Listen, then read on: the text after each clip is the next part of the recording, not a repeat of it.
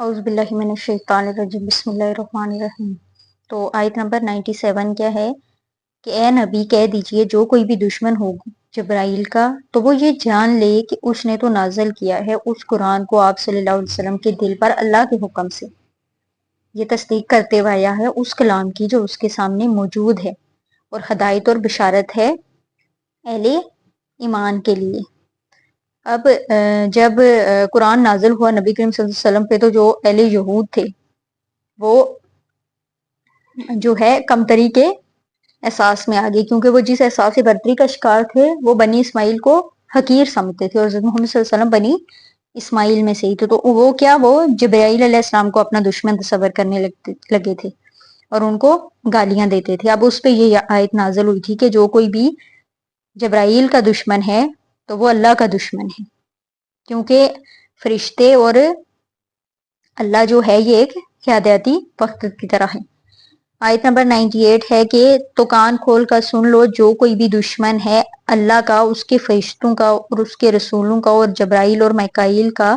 تو اللہ ایسے کافروں کا دشمن ہے۔ اس میں اللہ تعالیٰ کی طرف سے بھی اعلان کیا جاتا ہے کہ جو اللہ کا، اس کے فرشتوں کا، رسولوں کا، جبرائیل اور میکائیل کا دشمن ہے تو اللہ بھی ان کا دشمن ہے۔ آیت نمبر 99 کہ اے نبی صلی اللہ علیہ وسلم ہم نے آپ صلی اللہ علیہ وسلم کی طرف نازل کر دی ہیں روشن آیات، اور انکار نہیں کرتے ان کا مگر جو سرکش ہیں۔ نبی کریم صلی اللہ علیہ وسلم کی طرف کیا ہے کہ روشن آیات اللہ سبحانہ و تعالیٰ نے نازل کر دی ہیں، کہ ہم نے نازل کر دی ہیں، اللہ فرماتا ہے، تو وہ ان کا انکار نہیں کرتا، لیکن صرف وہی انکار کرتا ہے جو سرکش ہے، جو فاسقوں میں سے ہے، جو فاسق ہے۔ تو آیت نمبر 100، آیت نمبر 100 کیا ہے؟ تو کیا ہمیشہ ایسا ہی نہیں ہوتا رہا ہے کہ جب بھی کبھی انہوں نے کوئی عہد کیا تو ان میں سے ایک گروہ نے اسے اٹھا پھینکا، بلکہ ان میں سے اکثر ایسے ہیں جو یقین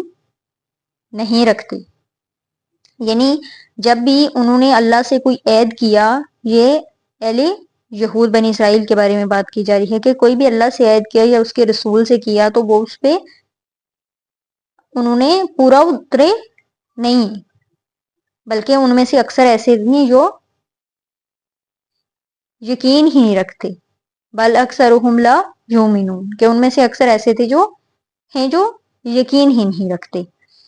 اور جب آیا ان کے پاس اللہ کی طرف سے ایک رسول تصدیق کرنے والا اس کتاب کی جو ان کے پاس موجود ہے، تو اہل کتاب میں سے ایک جماعت نے اللہ کی کتاب کو پیٹھوں کے پیچھے پھینک دیا، گویا کہ وہ جانتے ہی نہیں۔ اب علماء یہود نے نبی صلی اللہ علیہ وسلم کی آمد کی پیشن گوئیاں چھپانے کی خاطر خود تورات کو پسے پشت ڈال دیا۔ ان کے عوام پوچھتے ہوں گے کہ کیا یہ وہی نبی ہے جن کا ذکر تم کیا کرتے تھے؟ لیکن یہ جواب میں کہتے ہیں کہ یقین سے نہیں کہہ سکتے، انہوں نے ایسا رویہ اپنا لیا جیسے انہیں کوئی علم ہی نہ ہو۔ اب آیت نمبر 102 کیا ہے کہ انہوں نے پیروی کی اس علم کی جو شیاطین پڑھا کرتے تھے سلیمان کی بادشاہت کے وقت، اور سلیمان نے کبھی کفر نہیں کیا، بلکہ یہ تو شیاطین تھے جو کفر کرتے تھے، وہ لوگوں کو جادو سکھاتے تھے، اور وہ اس علم کے پیچھے پڑے جو نازل کیا گیا 2 فرشتوں ہاروت اور ماروت پر بابل میں، اور وہ نہیں سکھاتے تھے کسی کو بھی، یہاں تک کہ وہ کہہ دیتے تھے کہ دیکھو ہم تو آزمائش کے لیے بھیجے گئے ہیں، پس تم کفر مت کرو۔ پھر وہ سیکھتے تھے ان دونوں سے وہ شے جن کے ذریعے سے آدمی اور اس کی بیوی میں جدائی ڈالتے تھے، اور نہیں تھے وہ ضرر پہنچانے والے اس کے ذریعے کسی کو بھی، اللہ باذن اللہ، مگر اللہ کے اذن کے بغیر، اور وہ سیکھتے تھے وہ چیزیں خود ان کو بھی ضرر پہنچانے والی تھی، انہیں نفع نہیں پہنچاتی تھی، حالانکہ وہ خوب جان چکے تھے کہ جو بھی اس چیز کا خریدار بنا اس کے لیے آخرت میں کوئی حصہ نہیں ہے،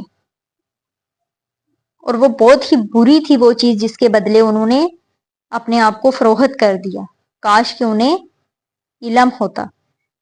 اب اللہ تعالیٰ نے جنات کو حضرت سلیمان علیہ السلام کے تابع کر دیا تھا اس وقت، چونکہ ان کا انسانوں کے ساتھ زیادہ میل جول رہتا تھا، لہٰذا یہ انسانوں کو جادو وغیرہ سکھاتے تھے۔ جادو کفر ہے، اس طرح جو ہے آج بھی کچھ مسلمان جو ہے تو وہ ان چیزوں کو حضرت سلیمان کی طرف منسوب کر رہے ہیں، وہ ظلم اب بھی جاری ہے۔ اب وہ کیا کہیں کہ ہاروت اور ماروت پر جو علم نازل کیا گیا تھا، وہ اللہ تعالیٰ نے لوگوں کی آخری آزمائش کے لیے 2 فرشتوں کو زمین پر اتارا جو انسانی شکل و صورت میں لوگوں کو جادو سکھاتے تھے۔ تو وہ خود ہی یہ واضح کر دیتے تھے کہ دیکھو یہ جادو ہے، کفر ہے، ہم سے نہ سیکھو، لیکن اس کے باوجود لوگ ان سے سیکھتے تھے، اور وہ سیکھ کے کیا کرتے تھے کہ آدمی اور اس کی بیوی کے درمیان میں جدائی ڈالتے تھے،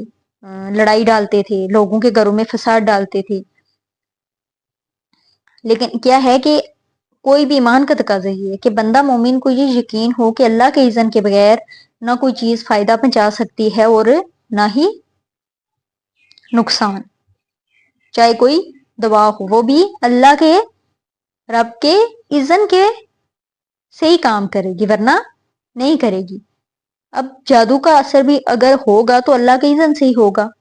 چنانچہ کیا ہے کہ جو مومن ہے اس کو اللہ کے بھروسے پر ڈٹے رہنا چاہیے اور مصائب اور مشکلات کا مقابلہ کرنا چاہیے۔ تو وہ چیزیں سیکھتے تھے جو ان کو نقصان پہنچانے والی تھی، ان کو نفع نہیں تھی پہنچانے والی، حالانکہ وہ ہو جان چکے تھے کہ جادو جو سیکھتا ہے اس کا آخرت میں کوئی حصہ نہیں رہتا، لیکن انہوں نے کیا کیا کہ دنیاوی اپنے فائدے دیکھتے ہوئے انہوں نے اپنی آخرت کو خراب کر دی۔ اور اگر وہ ایمان رکھتے اور تقوی کی روش اختیار کرتے تو بدلہ پاتے اللہ کی طرف سے بہت ہی اچھا۔ کاش ان کو معلوم ہوتا کہ اگر وہ جادو نہیں سیکھتے، وہ ایمان رکھتے اور تقوی کرتے تو اللہ کی طرف سے ان کی آخرت بہت ہی اچھی تھی۔ لیکن کاش کیا ہے کہ ان کو معلوم ہوتا کہ وہ جو سودا کر رہے ہیں وہ نقصان کا سودا کر رہی ہیں، وہ بلکہ نفع کا سودا نہیں کر رہی۔ اب آیت نمبر 104 کیا ہے کہ اے ایمان والو تم رائنا مت کہا کرو، یا ایھا الذین آمنوا لا تقولوا رائنا، بلکہ انظرنا کہا کرو اور توجہ سے بات سنا کرو۔ اب یہاں ان منافقین کا طرز عمل بیان ہو رہا ہے جو مسلمانوں میں شامل ہو گئے تھے اور یہود کے زیر اثر تھے۔ یہودی اور ان کے زیر اثر منافقین صلی اللہ علیہ وسلم کی محفل میں بیٹھتے، اگر آپ صلی اللہ علیہ وسلم کی کوئی بات انہیں سنائی نہ دیتی یا سمجھ نہ آتی تو وہ رائے نہ کہتے تھے، جس کا مطلب تھا کہ ذرا ہماری رعایت کیجیے، بات کو دوبارہ دہرائیے۔ لیکن یہود اور منافقین اپنے جو ہے گندے باطن کا اظہار اس طرح کرتے کہ اس لفظ کو زبان دبا کر کہتے تو رائی نہ ہو جاتا، یعنی اے ہمارے چرواہے، اس پر دل ہی دل میں خوش ہو جاتے، اس طرح اپنی